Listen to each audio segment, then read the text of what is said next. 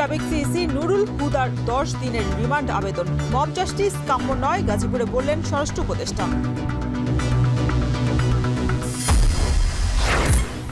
ফেব্রুয়ারিতে নির্বাচন নিয়ে ষড়যন্ত্র হলে রুখে দেওয়ার হুঁশিয়ারি বিএনপির। জাতীয় প্রতীক শাপলা দলের হতে পারে না।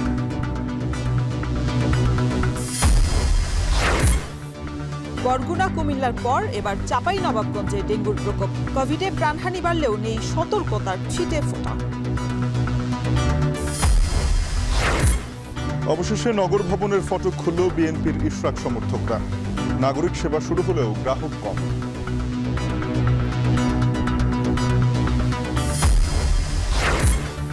এবং মার্কিন হামলার প্রতিশোধের অঙ্গীকার খামেনির। ইরানের সরকার পরিবর্তন চান ট্রাম্প। মস্কোয় পুতিন আরাকচি বৈঠক আজ।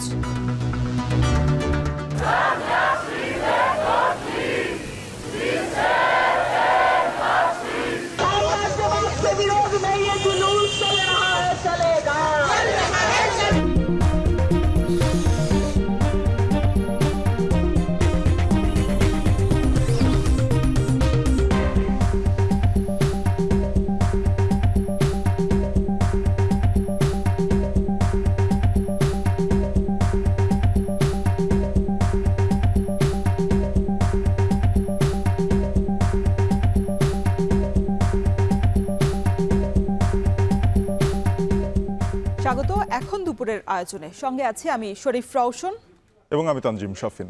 সাবেক প্রধান নির্বাচন কমিশনার KM নুরুল হুদার 10 দিনের রিমান্ড আবেদন করা হয়েছে।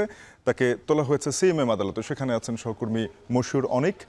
সবশেষ অবস্থা জানতে তার সঙ্গে যুক্ত হবে। অনেক জানাবেন যে সাবেক সিইসিকে আদালতে তোলা এবং তার 10 দিনের রিমান্ড আবেদনের বিষয়ে সবশেষ কি তথ্য আছে আপনার কাছে?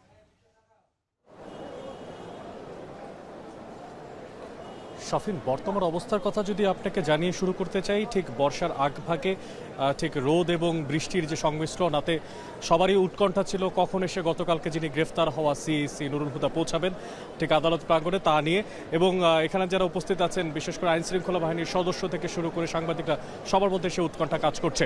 তবে সকাল থেকেই বলা হচ্ছিল কিছুক্ষণের ভিড়েই তাকে নিয়ে আসা সম্ভব হবে ঠিক কোর্ট প্রাঙ্গণে, কিন্তু সেটা এখন পর্যন্ত সম্ভব হয়নি। শেষ খবর পেয়েছিলাম আমরা 11টার দিকে। তখন বলা হচ্ছিল দুপুরের পরপর সময়টা, অর্থাৎ যে দুপুরের যে মধ্যাহ্নভোজ তার পরপর সময়টাতে তাকে নিয়ে আসা সম্ভব হবে কোর্ট প্রাঙ্গণে। আমরা সবশেষ যে তথ্যটা জেনেছি সেটি হচ্ছে ডিবি যে কার্যালয়, সেখানে এখনও তিনি আছেন এবং 10 থেকে 15 মিনিটের মধ্যে, ঠিক এই মুহূর্তে যখন আমি কথা বলছি, তিনি রওনা দেবেন কোর্টের CMM কোর্টের উদ্দেশ্যে। এরপরে তাকে নিয়ে আসা হবে। একটু আপনাকে সঙ্গত কারণে জানিয়ে রাখতে চাই, আমরা এখনই জানতে পেরে গেছি যে তার জন্য 10 দিনের রিমান্ড প্রার্থনা করেছে আইন শৃঙ্খলা বাহিনীর সদস্যরা, যেখানে টোটাল 11টা যে কারণ, সে কারণ উল্লেখ করা হয়েছে যে কি কি কারণে তার বিরুদ্ধে এই 10 দিনের রিমান্ড চাওয়া হয়েছে। সে কারণগুলোর একটু কিছুটা আপনার কাছে বর্ণনা করতে চাই, আপনার মাধ্যমে দর্শকদের জানাতে চাই। প্রথম যে কারণটা বর্ণনা করা হয়েছে, সে কারণে বলা হয়েছে 2009 সালে যেই তত্ত্বাবধায়ক সরকার গঠন করা হয়েছিল, সেখানে যিনি প্রধান বিচারপতি ছিলেন, তার মাধ্যমে একটা পরিবর্তন সংঘটিত হয়। যে সংসদীয় ব্যবস্থা কেমন হবে তার একটা ছোট সূক্ষ্ম পরিবর্তন, সে পরিবর্তনের একটা মূল হোতা হিসেবে ধরা হয় এই নুরুল হুদাকে, যেটা গণতন্ত্রের জন্য বাস্তবসম্মত ছিল না বলে দাবি করছেন তারা।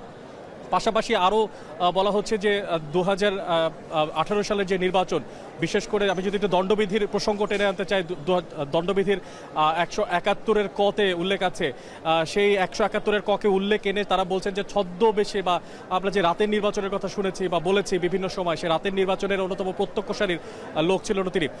পাশাপাশি একটু বলে রাখতে চাই, 2018 সালে তার দায়িত্বপ্রাপ্ত পাওয়ার আগ পর্যন্ত, অর্থাৎ 2017 থেকে 2022 সাল পর্যন্ত সে দায়িত্ব পালন করেছেন।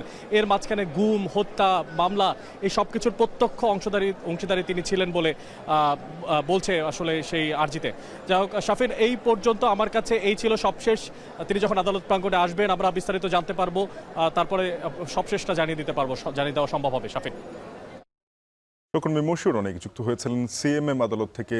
জানাচ্ছিলেন সাবেক প্রধান নির্বাচন কমিশনার KM নুরুল হুদাকে আদালতে হাজিরের সবশেষ খবর।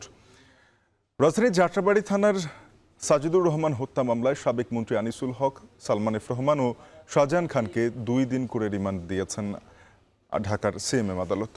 এছাড়া বিভিন্ন থানার হত্যা মামলায় সাবেক MP কাজী মনিরুল ইসলাম মনুকে 1 দিন ও অবসরপ্রাপ্ত রিয়ার অ্যাডমিরাল সোহাইলকে 3 দিনের রিমান্ড দেওয়া হয়েছে। পাশাপাশি জুলাই আন্দোলনের কয়েকটি হত্যা মামলায় গ্রেপ্তার দেখানো হয়েছে সাবেক এমপি সারওয়ার জাহান বাদশাহ ও সাবেক প্রতিমন্ত্রী ABM তাজুল ইসলামকে। শুনানিতে রাষ্ট্রপক্ষের আইনজীবী বলেন, বৈষম্য বিরোধী ছাত্র আন্দোলনের হত্যাকাণ্ডে ষড়যন্ত্রে অর্থ মদতদাতা ও পরিকল্পনাকারী হিসেবে ভূমিকা রেখেছেন এই আসামিরা। এছাড়া গণমাধ্যমে বিতর্কিত বক্তব্যের মাধ্যমে নেতাকর্মীদের উস্কে দেওয়ার অভিযোগ রয়েছে তাদের বিরুদ্ধে।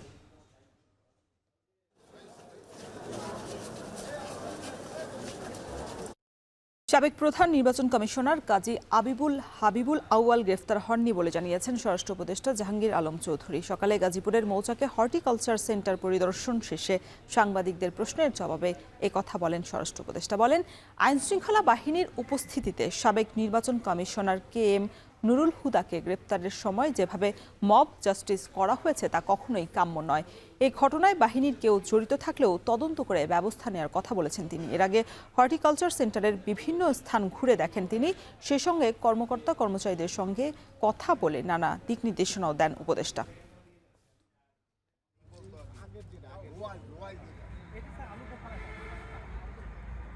বলতেছেন যে হাবিবুল আউয়াল ওই যে আগে চিফ ইলেকশন কমিশনার অ্যারেস্ট হয়েছে, ইনফ্যাক্ট এখন পর্যন্ত অ্যারেস্ট হয়নি। অ্যারেস্ট হয়েছে নুরুল হুদা সাহেব। যেভাবে করা হয়েছে যে মব জাস্টিস, এটা হলো কোনো অবস্থায় গ্রহণযোগ্য না। আর ওখানে আরেকটা দেখা গেছে যে আইন শৃঙ্খলা বাহিনীর সামনেও ওনার উপরে করা হচ্ছে। এটার জন্য আমরা একটা তদন্ত করে দেখব। এটার সাথে যদি কোনো আইন শৃঙ্খলা বাহিনী জড়িত থাকে তাদের বিরুদ্ধে আমরা আইনানুগ ব্যবস্থা নেব।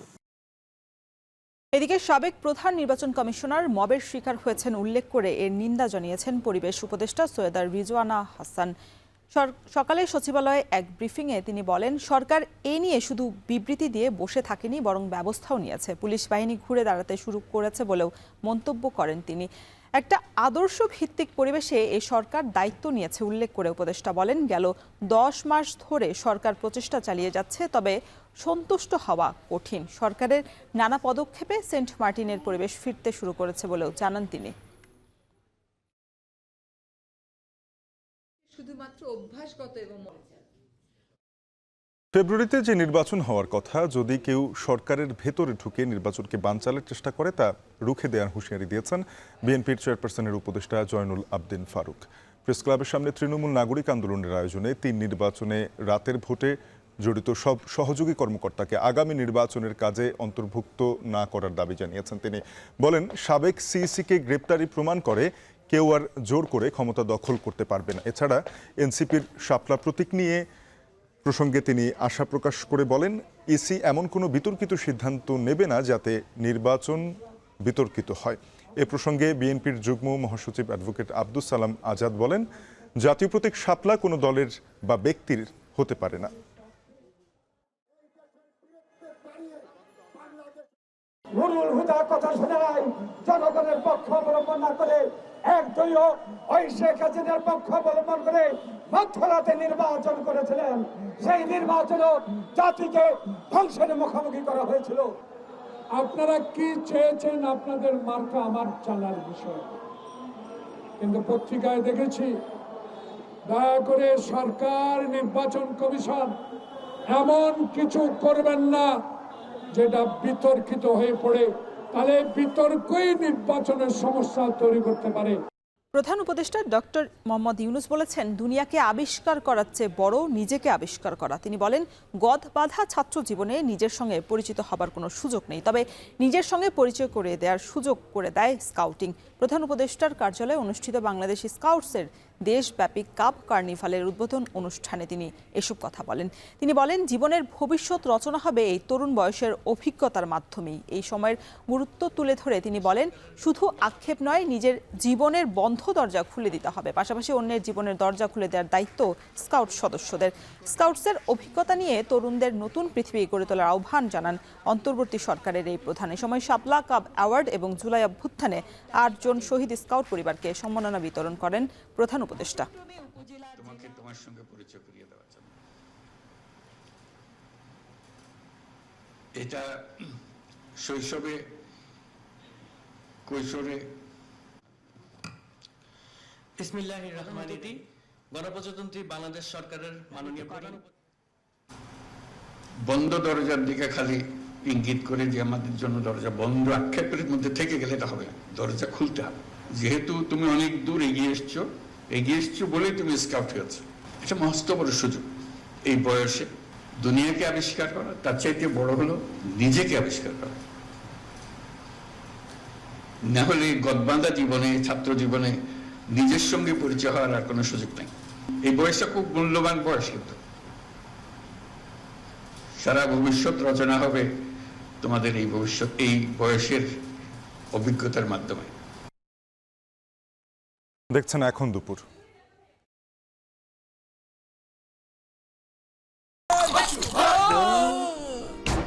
আমি এই চেয়ারে বসবো না। বাচ্চু ভাই, এই চেয়ারকে ভয় পেও না। ডেন্টিস্টের পরামর্শ নাও নতুন কোলগেট অ্যাক্টিভ সোল, যা দাঁতের সমস্যা শুরু হওয়া মাত্রই থামিয়ে দেয়। না থাকবে ব্যথা, না থাকবে ভয়।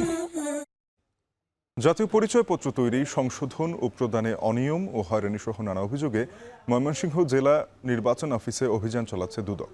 সেখানে আছেন সহকর্মী হারুনুর রশিদ, যুক্ত হব তার সাথে। হারুন, অভিযানে কোনো অসঙ্গতি পাওয়া গেল কিনা জানাবেন? শাফিন, আজকে সারা দেশে 13টি জেলা নির্বাচন কর্মকর্তার কার্যালয়ে অভিযান পরিচালনা করছে দুদক। তারই অংশ হিসাবে ময়মনসিংহ জেলা নির্বাচন কর্মকর্তার কার্যালয়ে কিন্তু এখন দুদকের অভিযান চলছে। ময়মনসিংহের দুদক কার্যালয়ের সহকারী পরিচালক বুলু মিয়ার নেতৃত্বে এখানে দুদক কর্মকর্তারা প্রায় 2 ঘন্টা ধরে এখানে কিন্তু অভিযান পরিচালনা করছে বলে আমরা জানতে পেরেছি। এবং কিছুক্ষণ আগে দুদকের সহকারী পরিচালক বুলু মিয়া আমাদের সাথে কথা বলেছেন সাংবাদিকদের সাথে। তিনি যেটি জানিয়েছেন যে তারা এই 2 ঘন্টা যাবত এখানে অভিযান পরিচালনা করছেন এবং এখানে এসে তারা কিছু অনিয়ম পেয়েছেন।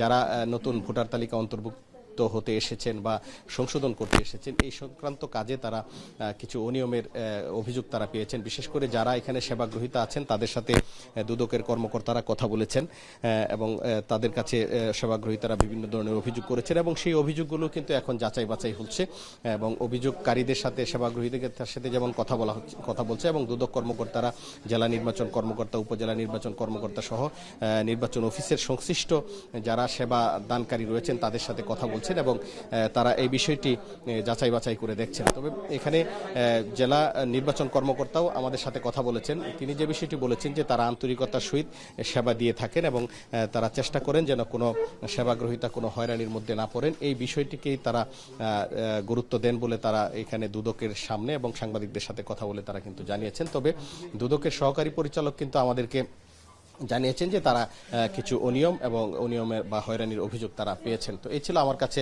ময়মনসিংহ জেলা নির্বাচন কর্মকর্তার কার্যালয় থেকে দুদকের অভিযানের সর্বশেষ খবর। সহকর্মী হারুনুর রশিদ যুক্ত হয়েছিলেন ময়মনসিংহ নির্বাচন অফিসে দুদকের অভিযান সম্পর্কে জানাতে। সারা দেশে প্রতিদিনই বাড়ছে ডেঙ্গু আক্রান্ত ও মৃতের সংখ্যা। একই সঙ্গে পাল্লা দিয়ে সংক্রমণ বাড়ছে করোনার। সকাল 11টা পর্যন্ত গেল 24 ঘন্টায় কুমিল্লার দাউদকান্দিতে ডেঙ্গুতে আক্রান্ত হয়েছে 98 জন। এ নিয়ে মোট আক্রান্তের সংখ্যা দাঁড়িয়েছে 1800 জনে। এছাড়া জেলায় মোট মৃতের সংখ্যা 5 জন। এরই মধ্যে দাউদকান্দি পৌরসভা এলাকা ও বরগুনা জেলাকে ডেঙ্গুর হটস্পট ঘোষণা করেছে স্বাস্থ্য বিভাগ। একই সময়ে বরগুনায় নতুন করে আক্রান্ত হয়েছে 73 জন, আর হাসপাতাল ও স্বাস্থ্য কমপ্লেক্সে ভর্তি হয়েছেন 224 জন ডেঙ্গু রোগী।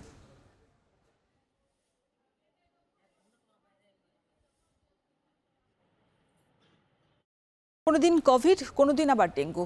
শীর্ষ মৃত্যুর খবর বিপাকেই ফেলছে নাগরিকদের। একদিনে কোভিডে 5 জনের মৃত্যু হলেও স্বাস্থ্য বিভাগের অব্যবস্থাপনার কারণেই ডেঙ্গু পরিস্থিতি ক্রমাগতই খারাপ হচ্ছে। প্রাণসংহারী 2টি রোগ থেকে বাঁচতেই রোগাক্রান্তদের সর্বোচ্চ সতর্কতার আহ্বানও বিশেষজ্ঞদের। বিস্তারিত জানাচ্ছেন মুজাহিদ শুভ। কোভিডের 3 ডোজ টিকা নিয়েও আক্রান্ত হয়ে হাসপাতালে এসেছেন 40 বছর বয়সী যুবক। রোগীর স্বজন জানালেন দীর্ঘ 6 মাস ধরে ক্যান্সারে ভুগছেন তিনি। যদিও অন্য হাসপাতালে ক্যান্সারের চিকিৎসা নেয়ার সময় তাকে কোভিড পরীক্ষার পরামর্শ দিয়েছিলেন চিকিৎসক। আর কয়েকটি টেস্ট দিচ্ছে, কোনো পজিটিভ আসছে, পজিটিভ আসার পর আপনার এখানে নিয়ে আসছে। এখানে কোভিড ওয়ার্ডে ভর্তি হওয়া 15 জনের মধ্যে 3 জন 40 বছরের নিচে ও বাকিরা ওপরে। তবে সবাই কোনো না কোনো জটিল রোগে আক্রান্ত। জ্বর আছে কিন্তু কোনো কাশি নাই, তার নিউমোনিয়ার ফিচার নাই, শ্বাসকষ্ট নাই, সেও কিন্তু বাসায় এগুলোকে বলে মাইল্ড কেস উইথ কোমরবিড, তারাও বাসায় থেকে চিকিৎসা করতে পারে। সেই ক্ষেত্রে হয়তো ডাক্তারের পরামর্শ নিয়ে কিছু অ্যান্টিভাইরাল ড্রাগ আছে, ওগুলো খেতে পারে। এই হাসপাতালেই ডেঙ্গু আক্রান্ত হয়ে ভর্তি রয়েছেন 20 জন, যাদের 5 জনই শিশু। 11 বছর বয়সী এক কিশোরী তার বাবা মায়ের সঙ্গে এসেছে সর্বাধিক আক্রান্ত জেলা বরগুনা থেকে। বাবার দাবি চিকিৎসকই রেফার করেছেন ঢাকায়। বরগুনা জেলায় 2 দিন রাখলাম, 2 দিন রাখার পর দেখি যে অবস্থা বেশ সুবিধে না, তখন আবার নিয়ে আসলাম। ডিএনসিসি হাসপাতাল কর্তৃপক্ষ বলছে চলতি বছরে কোভিড ও ডেঙ্গু মিলে কেবল একজনের মৃত্যু হয়েছে। রোগীদের সুস্থ হবার হার অনেক বেশি এই হাসপাতালে। কোভিডে ভর্তি থাকা অবস্থায় আমাদের কাছে একজন রোগী মারা গেছেন। ডেঙ্গুতে এখন পর্যন্ত আমাদের কোনো রোগী মারা যায়নি এখন পর্যন্ত। এই গত 2 মাসে এখন অবশ্যই ডেঙ্গু এবং কোভিড আক্রান্ত রোগীর সংখ্যা অনেক বেড়েছে। তবে এখন আতঙ্কের সময় না, এখন হচ্ছে সচেতনতার সময়।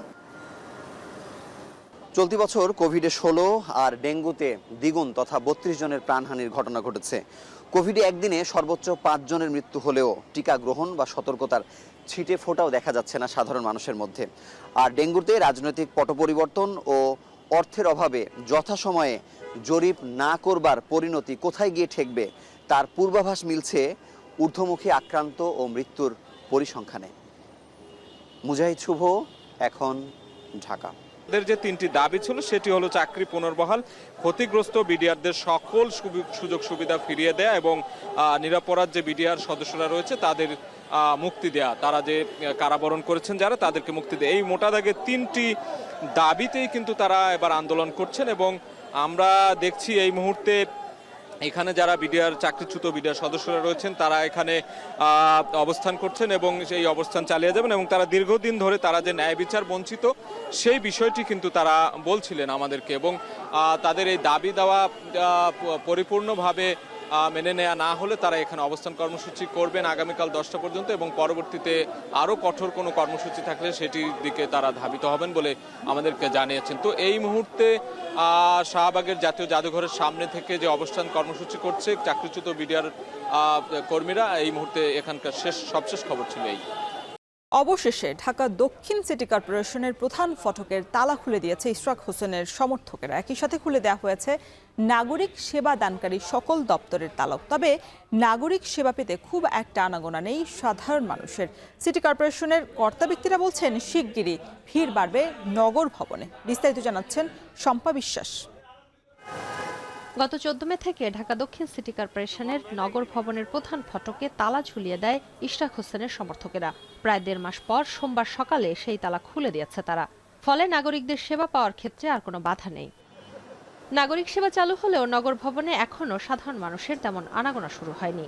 অসুবিধা হয় নাই, মানে ওরা বলে দিচ্ছে যে এই ফর্মগুলি নিয়ে আসেন, কাগজপত্রগুলো, তারপর আমরা করে দেবো আর কি, কাগজপত্র দিলে করে দেবো। জন্ম নিবন্ধনের জন্য আসছিলাম, গতকাল আসছিলাম, তো গতকাল এনাদের কিছু কার্যক্রম শুরু করছে, এই জন্য আমি আজকে আর্লি মর্নিং আসছি আর কি। সবাই আছেন, আমার ফাইল কোথাও বসে থাকে নাই। সিটি কর্পোরেশনের সেবাদানকারী কর্মকর্তারা বলছেন এখনো নাগরিকেরা সেবা চালুর কথা জানেন না, ফলে ভিড় কম। তবে সেবাদান অব্যাহত আছে। আমাদের প্রায় 1 মাস পর সেবা কার্যক্রম চালু হয়ে যাচ্ছে। তো আমাদের এই ডিপার্টমেন্ট হচ্ছে জন্ম মৃত্যু নিবন্ধন। আমরা শুধু এখান থেকে জন্ম মৃত্যু নিবন্ধন কার্যক্রম চালু করে দিচ্ছি, আর অন্যান্য যেখানে নাগরিক সনদ সব কিছুই চালু হয়ে গিয়েছে। যে নগরবাসীকে যাদের যে সমস্যা আছে আপনারা আপনাদের সংশ্লিষ্ট শাখায় যোগাযোগ করেন। সবাই অপেক্ষা করতেছে, সিটি কর্পোরেশন কর্মচারীরা অপেক্ষা করতেছে। আপনারা যখনই আসবেন আপনাদের তাৎক্ষণিকভাবে সকল সেবা সমাধান দেওয়ার জন্য। এদিকে আন্দোলনের কারণে এতদিন সেবা কিছুটা ব্যাহত হলেও এখন পরিস্থিতি স্বাভাবিক হচ্ছে বলে জানিয়েছেন প্রধান নির্বাহী কর্মকর্তা। জানান এতদিন দপ্তরে তালা থাকলেও মশক এবং বর্জ্য ব্যবস্থাপনার কাজ চলমান ছিল। কিছু কিছু জায়গায় হয়তো কিছুটা ইন্টারাপ্ট হয়েছে, যেটা আমাদের অফিসিয়াল পারপাসে এই অফিসে প্রবেশ করে যেগুলি করা প্রয়োজন হয়। যে আমাদের নাগরিক সেবাগুলি যেগুলি আমরা দিয়ে থাকি, আমাদের অনেকগুলি নাগরিক সেবা আছে আপনারা জানেন। সেই নাগরিক সেবার ম্যাক্সিমাম সেবাগুলি আমাদের কোনোটা একদম পূর্ণাঙ্গ, কোনোটা সীমিত আকারে আমাদের চলমান ছিল, যেগুলি এখন পূর্ণোদ্যমে শুরু হয়েছে। ইশরাক হোসেনকে ঢাকা দক্ষিণ সিটি কর্পোরেশনের মেয়র হিসেবে শপথ পড়ানো এবং দায়িত্ব বুঝিয়ে দেওয়ার দাবিতে গত 15 মে থেকে নগর ভবনের সামনে অবস্থান কর্মসূচি পালন করে আসছিলেন তার সমর্থকেরা। নগর ভবনের প্রধান ফটকে তালা ঝুলিয়ে দেওয়ার পাশাপাশি সেবাদানকারী দপ্তরেও তালা দেয় তারা। শম্পা বিশ্বাস, এখন, ঢাকা। জট খুলছে থার্ড টার্মিনালের। জুলাইয়ে বুঝিয়ে দিয়ে ডিসেম্বরে চালুর রূপরেখা তৈরি করেছে বেসামরিক বিমান চলাচল কর্তৃপক্ষ। 15 বছরের জন্য টার্মিনালটি পরিচালনা ও রক্ষণাবেক্ষণের দায়িত্ব দেওয়া হয়েছে জাপানকে, আর 2 বছরের জন্য গ্রাউন্ড হ্যান্ডেলিংয়ের দায়িত্বে বিমান বাংলাদেশ এয়ারলাইন্স। দেখুন নাইমা বিটের প্রতিবেদন। আংশিক উদ্বোধনের পর কেটেছে ১.৫ বছরেরও বেশি সময়, তবুও আলোর মুখ দেখেনি শাহজালাল আন্তর্জাতিক বিমানবন্দরের থার্ড টার্মিনাল। রাজনৈতিক পট পরিবর্তনের পর দুর্নীতি দমন কমিশনের মামলা, প্রকল্প পরিচালক পরিবর্তন ও নকশা জটিলতায় থমকে যায় থার্ড টার্মিনালের অগ্রগতি। তবে জটিলতা কাটিয়ে ফের চালুর আলোচনায় আধুনিক এই টার্মিনাল। টার্মিনালটি নিয়ে আর অপেক্ষা করতে চায় না বেসামরিক বিমান চলাচল কর্তৃপক্ষ। ইতিমধ্যেই শেষ হয়েছে অবকাঠামোর কাজ, এখন চলছে ক্যালিব্রেশন ও ফাংশনাল কর্মকাণ্ড। ১৫ বছরের জন্য এই টার্মিনালটি জাপানের কাছে দেবার বিষয়ে নীতিগত সিদ্ধান্ত সরকারের। হযরত শাহজালাল আন্তর্জাতিক বিমানবন্দরের এই তৃতীয় টার্মিনালটি পরিচালিত হবে পুরোপুরি জাপানিদের মাধ্যমে। এখানে মোট ৬টি জাপানি প্রতিষ্ঠান অপারেশন এবং মেইনটেন্যান্সের দায়িত্ব পালন করবে, যার মধ্যে ২টি জাপানের সরকারি প্রতিষ্ঠান এবং ৪টি বেসরকারি প্রতিষ্ঠান। তার অধীনেই বিমান বাংলাদেশ এয়ারলাইন্স করবে গ্রাউন্ড হ্যান্ডলিং, অর্থাৎ বিমানের গ্রাউন্ড হ্যান্ডলিংয়ের পুরোপুরি রিপোর্টিং করতে হবে জাপানের প্রতিষ্ঠানগুলোর কাছে। যদিও জাপানি প্রতিষ্ঠানের সঙ্গে এখনো চুক্তি হয়নি বেবিচকের, তবে আলোচনা এগিয়েছে অনেক দূর। আমরা যে 15 বছরের কন্ট্রাক্ট বা যে কন্ট্রাক্টটা করতে যাচ্ছি, যে আমরা স্পেশাল পারপাস কোম্পানি জাপানিজ কোম্পানির সাথে আমরা এনগেজ হয়েছি অলরেডি।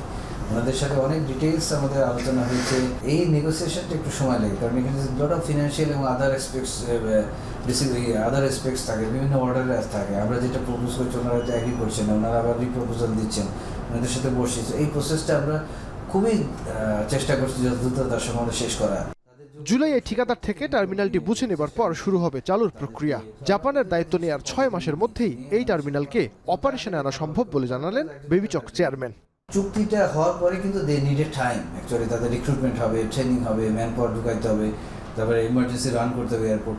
এই যে সময়টা লাগে, এই সময়টার জন্যই সময় লাগে। আমরা সবই রেডি, কিন্তু এইগুলো না করে কিন্তু আমরা অপারেশনে যেতে পারবো। অনেকে মনে করছে সবই যদি বিল্ডিং রেডি হয়ে গেছে, কালকে থেকে অপারেশন হচ্ছে। It is nothing like that. অনেক এয়ারপোর্ট ওয়ার্ল্ডে যারা অপারেশনে যাওয়ার পর কিন্তু বন্ধ করে দিতে হয়েছে, because they R bin emergencies. আপনি নিজেও জানেন। আমরা আমাদের সর্বোচ্চ চেষ্টা করে যাচ্ছি, ছুটির দিনে নাই, আমাদের রাত দিন নেই, আমরা কিন্তু কন্টিনিউয়াসলি কাজ করে যাচ্ছি, আমরা ট্রাই করছি। অন্যদিকে বিমান বাংলাদেশ এয়ারলাইন্সও প্রস্তুতি নিচ্ছে গ্রাউন্ড হ্যান্ডলিংয়ের। তবে এ নিয়ে বিমানের বিরুদ্ধে অভিযোগ থাকায় তাদের সুযোগ দেওয়া হবে ২ বছরের জন্য। এই ২ বছরে তারা যদি যাত্রী চাহিদা পূরণে ব্যর্থ হয়, তাহলে সিভিল এভিয়েশন বিকল্প হিসেবে আন্তর্জাতিক গ্রাউন্ড হ্যান্ডলিং কোম্পানিকে নিয়োগ দেবে। শাহজালাল আন্তর্জাতিক বিমানবন্দরের থার্ড টার্মিনাল চালু হলে এই বিমানবন্দরে যাত্রী সেবা দেবার সক্ষমতা পৌঁছাবে বছরে ২ কোটিতে। বর্তমানে এই বিমানবন্দর ৮০ লাখ যাত্রী সেবা দিতে সক্ষম। নাইম আবির, এখন, ঢাকা। সাবেক সংসদ সদস্য সাবিনা আক্তার তুহিনকে গ্রেপ্তার করেছে ডিবি। সকালে ঢাকা মহানগর গোয়েন্দা পুলিশ সূত্রে এ তথ্য নিশ্চিত করা হয়। ডিবি সূত্রে জানা যায়, সাবিনা আক্তার তুহিনের বিরুদ্ধে দুর্নীতি, রাজনৈতিক সহিংসতায় উস্কানি এবং সরকারের বিরুদ্ধে ষড়যন্ত্রমূলক কর্মকাণ্ডে সংশ্লিষ্টতা সহ একাধিক অভিযোগ রয়েছে। এসব অভিযোগের ভিত্তিতেই তাকে নবাবগঞ্জ এলাকা থেকে গ্রেপ্তার করা হয়েছে। তবে আজ তাকে আদালতে তোলা হবে কিনা সে বিষয়ে এখনও নিশ্চিত হওয়া যায়নি।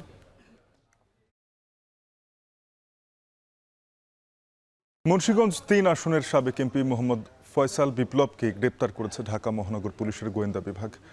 সোমবার রাজধানীর মণিপুরি পাড়া থেকে তাকে আটক করা হয়। গ্রেপ্তারের বিষয়টি নিশ্চিত করেছে ডিএমপির গণমাধ্যম ও জনসংযোগ শাখার উপকমিশনার মোহাম্মদ তালেবুর রহমান। সাবেক এমপি ফয়সাল বিপ্লব জুলাই আন্দোলনে হত্যা মামলার আসামি। তিনি ২ মেয়াদে আওয়ামী লীগের ধর্ম বিষয়ক উপকমিটির সদস্য ছিলেন। আওয়ামী লীগ সরকারের পতনের পর থেকেই তিনি আত্মগোপনে ছিলেন।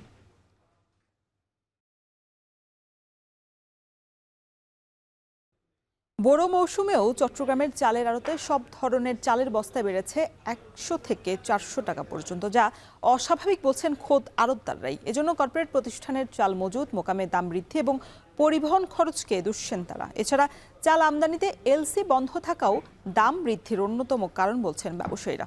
হোসাইন জিয়াদের প্রতিবেদন। চলছে বোরোর ভরা মৌসুম, তাই চট্টগ্রামের সবচেয়ে বড় চালের বাজারে তুমুল ব্যস্ততা। প্রতিদিন অন্তত ১০০ যানবাহনে আসছে চাল। চাহিদার চেয়ে যোগানের এমন বাড়বাড়ন্তে দাম কমবে এমনটাই স্বাভাবিক, তবে বাস্তবতা ভিন্ন। বড় মৌসুমের এই সময়টাতেই বাজারে চালের সবচেয়ে বেশি সরবরাহ থাকে, কারণ বর্ষার আগমনে হাওরের প্রত্যন্ত অঞ্চল থেকেও নদীপথে আসে চাল। কিন্তু এখনই সব ধরনের চালে দাম কেজিতে বেড়েছে ৩ থেকে ৫ টাকা পর্যন্ত, যা বস্তায় ঠেকেছে ১০০ থেকে ৪০০ টাকা। এক সপ্তাহ আগে নিয়েছিলাম আপনার ৩৩০০ টাকা কাটারিয়া, তো এখন যে ৩৮০০ টাকা, ৫০০ টাকা বাড়তে। আর মেল মালিকেরা বলতেছে ধান মানে ধানের বাজার বাড়তে, বন্ধের সময় তো ওরা ধান কিনেনি, বন্ধের সময় দাম তো ওদের কাছে ছিলই। ব্যবসায়ীদের অভিযোগ, কৃষকের ন্যায্য মূল্য নিশ্চিতে বন্ধ রয়েছে চাল আমদানি। তবে কৃষকদের বেশিরভাগ ধান চলে গেছে কর্পোরেট প্রতিষ্ঠানের কাছে, আর এই সুযোগ নিচ্ছে অসাধু ব্যবসায়ীরা। এলসি বন্ধ হওয়ার কারণে আমার প্রভাব পড়ছে। গাড়ি ভাড়া আগের থেকে পার বস্তায় 30 টাকা বাড়ছে। আগে মনে করেন 80 টাকা ছিল যে নগা থেকে আমাদের প্রতি বস্তায়, এখন 110 টাকা 120 টাকাও আসতেছে। বড় বড় কর্পোরেট কোম্পানিগুলা প্রচুর পরিমাণ ধান মজুত করে ফেলছে, ধান কৃষকের হাতে নাই। এই পরিপ্রেক্ষিতে ধানের চালের দাম অসম্ভব বাড়ছে। এছাড়া কোরবানির পর নানা অজুহাতে বেড়েছে পরিবহন ব্যয়ও, যার প্রভাব পড়েছে দামে। কর্পোরেট গ্রুপ আমার মনে হয় যেন কেন ধান চাউল বোধহয় এরা স্টক করতেছে বা এই ধরনের কোনো কিছুও হইতে পারে, কারণ না হলে হঠাৎ করে ধানের দামও বাড়ার কারণ নাই আর চাউলের দামও বাড়ার কারণ নাই। কারণ হাওড়ার সবসময় যখন পানি হবে হাওড়ার ধান চাউল অস্বাভাবিক হারে বাইরে আসবে, তখন বাইরে এলে মার্কেট অটোমেটিক কমে যায়। তো এইবার তো একবারে পুরোটা উল্টা করতেছে। এমন অবস্থায় চালের অস্বাভাবিক দাম বৃদ্ধির লাগাম টানতে মোকাম ও মিল পর্যায়ে তদারকির দাবি সংশ্লিষ্টদের। হুসাইন জিয়াদ, এখন চট্টগ্রাম। মার্কিন হামলার প্রতিশোধ নেয়ার অঙ্গীকার করলেন ইরানের সর্বোচ্চ নেতা আয়াতুল্লাহ আলী খামেনি। ইরানে হামলা চালানোয় ইসরায়েলের পাশাপাশি যুক্তরাষ্ট্রকেও ভয়াবহ পরিণতি ভোগ করতে হবে বলেও হুঁশিয়ারি উচ্চারণ করেছেন তিনি। অন্যদিকে ইরানে সরকার পরিবর্তনের ইঙ্গিত দিয়ে চলমান উত্তেজনায় ঘি ঢেলেছেন মার্কিন প্রেসিডেন্ট ডোনাল্ড ট্রাম্প। এরই মধ্যেই মার্কিন হামলার জবাবে করণীয় ঠিক করতে রুশ প্রেসিডেন্টের সঙ্গে বৈঠক করতে মস্কোয় পৌঁছেছেন ইরানের পররাষ্ট্রমন্ত্রী। পাল্টাপাল্টি হামলা অব্যাহত রেখেছে তেহরান ও তেল আবিব। ইরানের 6টি বিমানবন্দরে হামলার দাবি করেছে ইসরায়েল। বিস্তারিত থাকছে তৌহিদুর রহমানের প্রতিবেদনে। ফোর্দো, নাতানস, ইস্পাহান পারমাণবিক স্থাপনায় শনিবার মার্কিন বিমান হামলার পর ইরান ইসরায়েল সংঘাত এখন তেহরান ওয়াশিংটন কেন্দ্রিক উত্তেজনায় রূপ নিয়েছে। আন্তর্জাতিক গণমাধ্যমের খবর বলছে, যুক্তরাষ্ট্রের হামলার পর ইরান পাল্টা জবাব কিভাবে দেয় তা দেখার জন্য মুখিয়ে আছে পুরো বিশ্ব।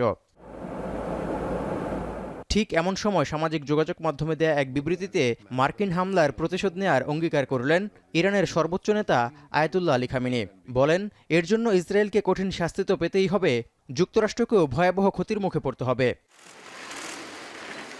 এমন উত্তেজনার মধ্যেই রাশিয়ায় গেছেন ইরানের পররাষ্ট্রমন্ত্রী আব্বাস আরাকচি, যেখানে মার্কিন হামলার বিরুদ্ধে পাল্টা জবাব দিতে করণীয় ঠিক করতে প্রেসিডেন্ট ভ্লাদিমির পুতিন ছাড়াও রাশিয়ার ঊর্ধ্বতন কর্মকর্তাদের সঙ্গে আলোচনার কথা রয়েছে আজ। এই অবস্থায় মার্কিন নাগরিকদের জন্য বিশ্বব্যাপী নিরাপত্তা সতর্কতা জারি করেছে যুক্তরাষ্ট্র। এমনকি ইরানে চালানো হামলার সমর্থন পেতে পশ্চিমা নেতাদের সঙ্গে যোগাযোগ রাখছেন মার্কিন প্রেসিডেন্ট ডোনাল্ড ট্রাম্প। এক ফোনালাপে মার্কিন প্রেসিডেন্ট ডোনাল্ড ট্রাম্প ও ব্রিটিশ প্রধানমন্ত্রী কিয়ার স্টারমার ইরানের পারমাণবিক কর্মসূচিকে আন্তর্জাতিক নিরাপত্তার জন্য হুমকি হিসেবে উল্লেখ করেছেন। এছাড়াও সামাজিক যোগাযোগ মাধ্যম ট্রুথে দেয়া এক পোস্টে ইরানের সরকার পরিবর্তনের ইঙ্গিত দিয়ে আগুনে ঘি ঢেলেছেন মার্কিন প্রেসিডেন্ট ডোনাল্ড ট্রাম্প।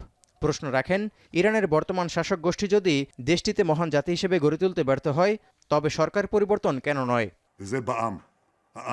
এর মধ্যেই ইসরায়েলি প্রধানমন্ত্রী বেনিয়ামিন নেতানিয়াহু বলেছেন, ইরানের লক্ষ্য অর্জনের কাছাকাছি ইসরায়েল।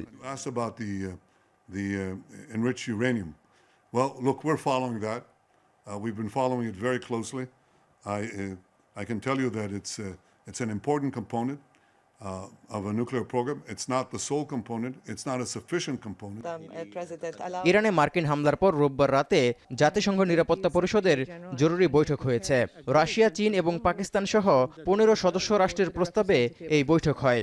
এতে ইরানে মার্কিন হামলার তীব্র সমালোচনা করেন জাতিসংঘে নিযুক্ত রুশ প্রতিনিধি ভাসিলো নেবেনজিয়া।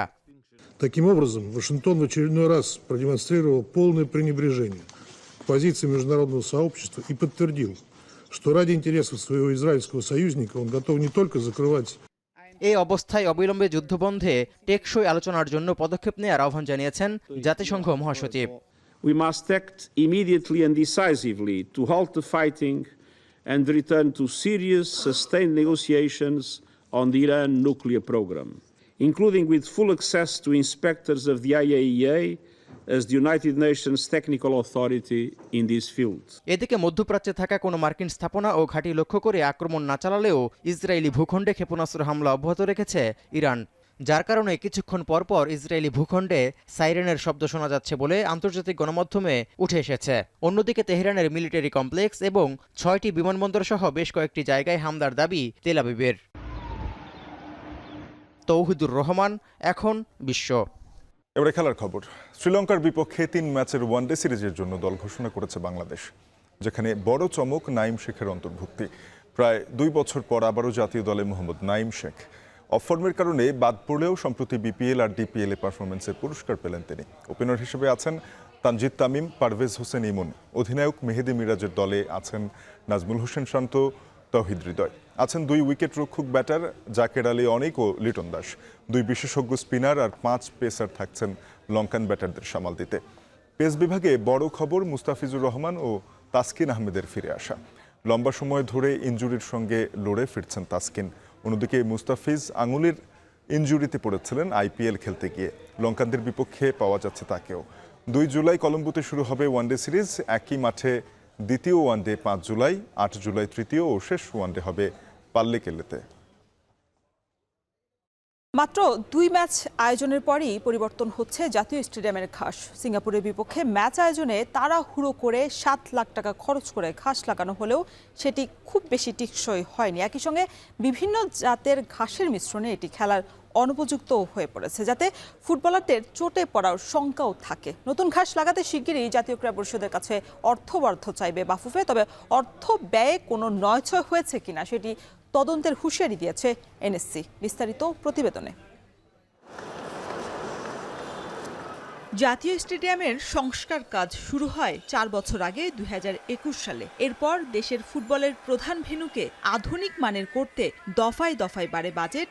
বিশেষ করে স্টেডিয়ামের মূল আকর্ষণ ফুটবল মাঠে সজীবতা ফেরাতে বিশাল অঙ্কের অর্থ বরাদ্দের পাশাপাশি নেওয়া হয় অনেক পরিকল্পনা। তবে সবই যেন শুভঙ্করের ফাঁকি।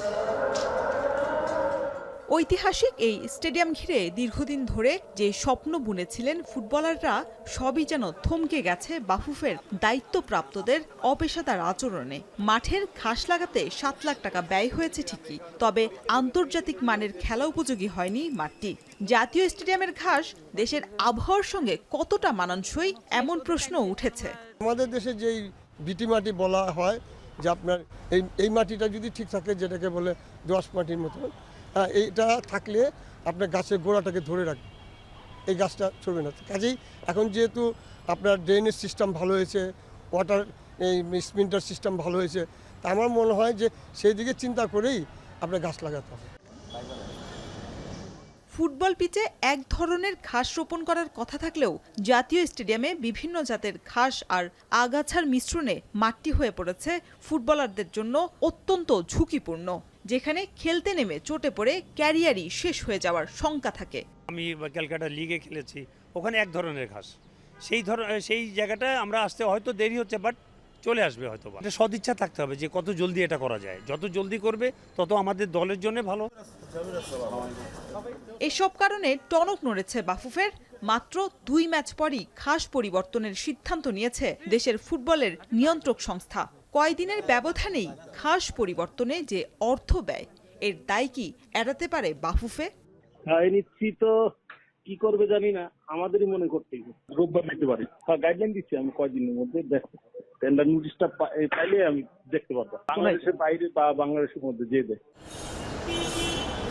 পুরো স্টেডিয়ামের সংস্কার কাজ জাতীয় ক্রীড়া পরিষদ তদারকি করলেও মাঠে ঘাস রোপণের কাজটা করেছে স্বয়ং বাফুফে, যে কারণে ঘাসের দায়টাও তাদের ওপরই বর্তায়। তবে বাফুফের আবারও অর্থ বরাদ্দ চাওয়ার বিপরীতে করা হুঁশিয়ারি দিয়েছে এনএসসি। প্রজেক্ট শেষ হলে তখন আইএমইডিতে কিন্তু একটা কমিটি হয়, উইদিন 3 মাস তারা মাঠে আসে, তারা চেক করে যে তারা যে বাজেট দিয়েছিল তাদের যে বাজেট অনুযায়ী আমরা কাজ করেছি কিনা। প্রত্যেকটা পয়েন্টে তারা যায়, যে কাজ দেখার পরে তারা একটা রিপোর্ট দেয়। এই তদন্ত হয়ে গেলে আমি বলতে পারবো যে কী হয়েছে। তার আগে কিন্তু আসলে আমার বলা টাফ যে এটা ঠিক হয়েছে না ঠিক হয়নি। হংকংয়ের বিপক্ষে ম্যাচের আগে বাফুফের ঘাস পরিবর্তনের সিদ্ধান্তে এই স্টেডিয়াম থেকে আবারও নির্বাসিত হচ্ছে ফুটবল। শরীফ রওশন, এখন, ঢাকা। শেষ করছি এখন দুপুর। যাবার আগে শিরোনামগুলো জানাবো আরেকবার। সাবেক সিইসি নুরুল হুদার 10 দিনের রিমান্ড আবেদন। মব জাস্টিস কাম্য নয়, গাজীপুরে বললেন স্বরাষ্ট্র উপদেষ্টা।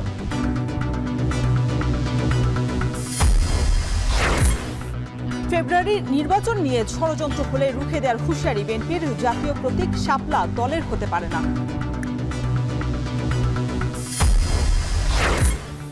বরগুনা কুমিল্লার পর এবার চাঁপাইনবাবগঞ্জে ডেঙ্গুর প্রকোপ। কোভিডে প্রাণহানি বাড়লেও নেই সতর্কতার ছিটেফোঁটা। অবশেষে ঢাকা দক্ষিণে নগর ভবনের ফটক খুলল বিএনপির ইশরাক সমর্থকরা। নাগরিক সেবা শুরু হলেও গ্রাহক কম।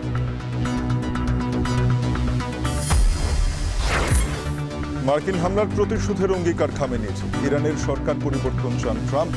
মস্কোয় পুতিন আরাঘচি বৈঠক আজ।